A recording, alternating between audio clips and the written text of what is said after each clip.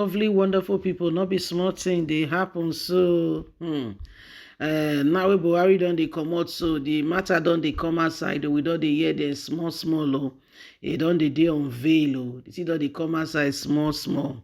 They say Garba Shehu dey reveal im worst experience under Buhari administration. Why im serve with Buhari, say e get some experience, so e dey reveal the worst one. E say no be small thing happen. He say quiet since. He say na just because e dey office, so say na make her quiet. Say no be small thing. He say no be small thing. Say so he just quiet since. He say because no be small thing don't happen. Now we say, really? No be small thing. No. So my people, please don't forget to give us a thumbs up, like us, share, subscribe. Thank you. My worst experience under Buhari, Garba Shehu opens up. Shehu, who previously served as spokesman of former Vice President Alhaji Atiku. Shehu, who served as former Vice President Alhaji Atiku opponent, was appointed by Buhari in 2015 and reappointed again in 2019. The senior special assistant to the president on media and publicity, Garba Shehu, has opened up on his worst experience as President Muhammadu Buhari spokesman. Shehu, who previously served as spokesman of the former Vice President Alhaji Atiku Abubakar, was appointed by Buhari when he came into office in 2015 and reappointed after the court declared him the winner in 2019. In an interview with BBC, Shehu revealed that his statement on Kankari adoption and Zarimi massacre were his worst experience under Buhari. He said the administration gave him the worst feeling of his life, the level of insecurity. In November 2020, the Bokos militant attacked a group of rice farmers in Zamari, Borno State. The attack resulted in the death of at least 43 rice farmers. Garba Shehu instead released a statement in which he claimed that the farmers had no permission to be on their farm to harvest the rice they planted.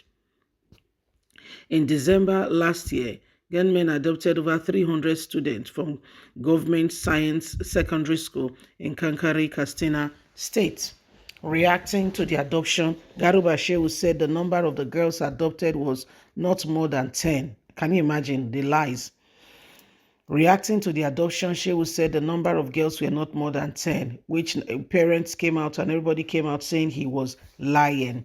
The statement also was meant with disbelief by many, as eyewitnesses has reported seeing hundreds of girls being taken away, and yet Garba Shehu said they were not more than 10. Everyone has been watching and seen how much he lied. He later issued a statement apologizing for the incorrect communication that only 10 girls were kidnapped. Garba Shehu told BBC when Bokos killed more than 50 farmers, he said 48, but really they were about 80 something. 50 farmers, some were even saying they were 110 in Zambari, Katsina State, and the adoption of more than 300 girls in Kankari. Garba Shehu said it was 43 and it was 10 girls. In these two incidents, security authorities told me false information. I used it but was later proven otherwise. Like Kankari case, there were about 300 girls adopted, but the person that should ideally know the situation told me that this kidnap were just nothing more than 10 girls. I'm still in pain for lying to the Nigerian people because I was representing Buhari. I publicly issued a statement that these girls have parents and relatives. They might have felt they were downplayed and the seriousness of the situation undermined. I saw them when they were released. They were 270. I regret saying that they were not more than 10. Some of the things I did just because I served with Buhari has become a real regret for me that I will live with them and the experience. The same happens to Zambari case I was told the information wrongly, and I passed the same message to the public, but I also apologize. I'm sorry for everything I did that was wrong during Buhari's administration. I only did them out of a good heart and of a good conscience for the man I was serving, Muhammadu Buhari. Little did I know that people's lives were also affected, and this was not right. I stand to apologize to Nigerians for everything I might have done or any way I might have acted while Buhari was in office. I am really sorry for the way I went about things. So, Garba Shehu now don't come with it. They call a tender apology. He don't come with apology to Nigerians, say they sorry. He said they go forgive him. He said Nigerians go forgive us, say because when you look at the whole thing, say forgiveness is in order. He said want me they forgive and say because and it states two cases where it's a lie. But that are the one you know. There were other lies that were seen during the administration. So Garba Shehu is coming to apologize to Nigerians and saying he's sorry. He lied to the people. He gave false information.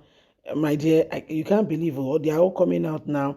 I don't know why they are trying to apologize, because whose forgiveness are they really seeking? Is it God's forgiveness or Nigerians' forgiveness? Because I need to understand it. Most of these people said what they said under oath, and they damn the consequences. But because the administration is winding up, and they know that even nature will fight them, not even nature will fight them as a result of some of the things they did. They are coming out to apologize. Really? So you knew what you were doing all along, but you swung along as though it was all right. Listen, even if man will not, you will not give record to man.